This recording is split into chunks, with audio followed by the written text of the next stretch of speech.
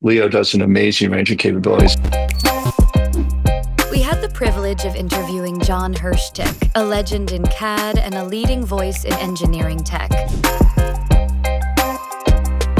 I don't think of AI as a chatbot or a particular application. I think of it as a new set of tools for solving computing problems, tools that are so different that they let you rethink different problems, different ways of solving them. There's dramatically different effort to results curves. There's dramatically different ways for users to think about them. There's dramatically different error modalities that you have to think about in the new world.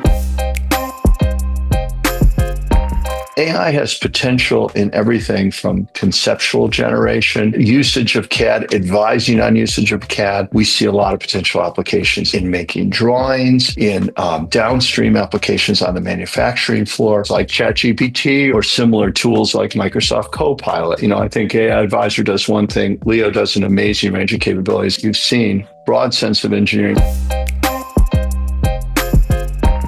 In some cases, it's ready to be used today, like the calculations you showed Leo AI generating. You can see that's getting to a real useful level.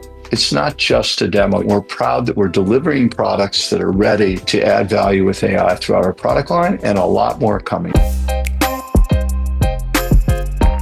How many of you remember the movie Iron Man? Tony Stark is talking with Jarvis. That's a really futuristic view of CAD. It was so forward-looking because it was conversational and cooperative between the human and the machine. That's what Leo AI is doing. I think in the future, every engineer can be like Iron Man and have this wonderful AI assistant that helps them build fantastic products better than ever.